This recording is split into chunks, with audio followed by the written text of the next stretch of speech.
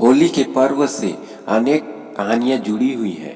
इनमें से सबसे प्रसिद्ध कहानी है प्रहलाद जी की। माना जाता है कि प्राचीन काल में हिरण्यकशिपु नाम का एक अत्यंत बलशाली असुर था।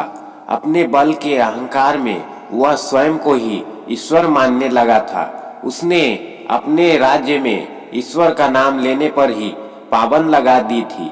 हिरण्यकशिपु का पुत्र प्रहलाद ईश्वर का भक्त था। प्रतीक रूप में यह भी माना जाता है कि प्रहलाद का अर्थ आनंद होता है और बैर और उत्पीड़न की प्रतीक होलिका जलाने की लकड़ी जलती है और प्रेम तथा उल्लास का प्रतीक प्रहलाद आनंद अक्षुण्ण रहता है। और होली से संबंधित मुख्य कथा के अनुसार एक नगर में हिरण्यकशिपु नाम का दानव राजा रहता था।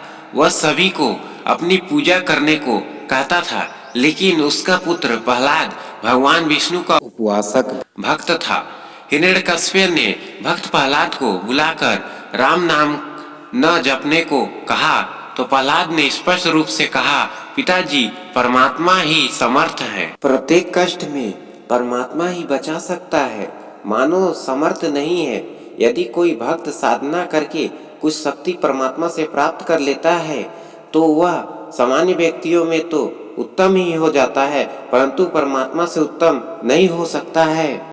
यह बात सुनकर अहंकारी हिरण्यकशिपु क्रोध से लाल पीला हो गया और नौकरों सिपाहियों से बोला कि इसको ले जाओ मेरी आंखों के सामने से और जंगल में सर्पों में डाल आओ।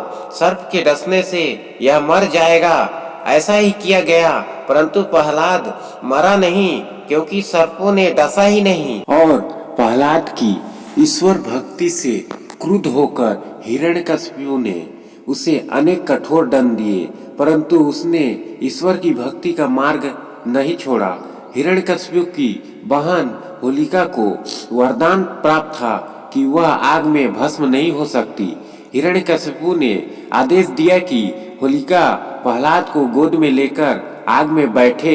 आग में बैठने पर होलिका तो जल गई, पर प्रहलाद बच गए। ईश्वर भक्त प्रहलाद जी की याद में इस दिन होलिका जलाई जाती है। उसके बाद कई बार प्रयास किया, लेकिन प्रहलाद जी मरे ही नहीं। प्रहलाद जी पुनः जीवित होकर लौट आते थे और उसके बाद हिरण्यकशिपु ने बोला कि विष्णु कहाँ है?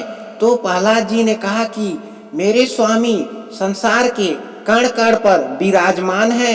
हिरण्यकशिपु ने कहा कि कण कण पर विराजमान है तो क्या इस खंभे में भी है? तो प्रहलाद जी ने बोला कि जी हाँ, इस खंभे में भी है। तो आज मैं खंभा ही तोड़ दूंगा और तुम्हारे प्रभु को मैं समाप्त कर दूंगा। पार ब्रह्म प्रभु तो दीनदयाल हैं, वह भक्त प्रिय हैं। प्रभु ने खंभे से ही अपना अवतार धारण किया और देखते ही देखते नरसिंह वेश धारण कर नरसिंह भगवान प्रकट हुए और हिरण्यकशिपु को अपने पंजे से मार डाला। प्रहलाद जी की कथा के अतिरिक्त यह पर्व राधा कृष्ण के रास और कामदेव के पुनर्जन्म से भी जुड़ा हुआ है।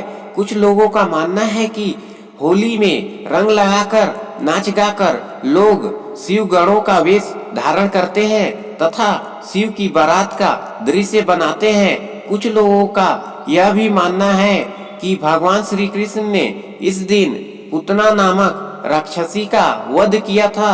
इसी खुशी में गोपियों और ग्वालों में रास लीला की और रंग खेला जाता है। हमें इस कहानी से यह शिक्षा मिलता है कि अधर्म बलवान हो सकता है, लेकिन कुछ ही समय के लिए हो सकता है। आप धर्म मार्ग पे रहिएगा तो आपका भगवान भी मदद करेंगे, जिस प्रकार भगवान विष्णु ने भक्त प्रहलाद की मदद। सो फ्रेंड्स, आपको ये स्टोरी कैसी लगी है एक कमेंट करके जरूर बताइएगा दोस्तों, जिससे मैं आपको नए नए स्टोरी बता पाऊंगा और मेरे को मोटिवेट फील होगा दोस्तों। और मेरे चैनल को subscribe and like and share करिएगा, जिससे मैं आपके लिए नए नए वीडियो ला पाऊंगा। Thank you for watching this video.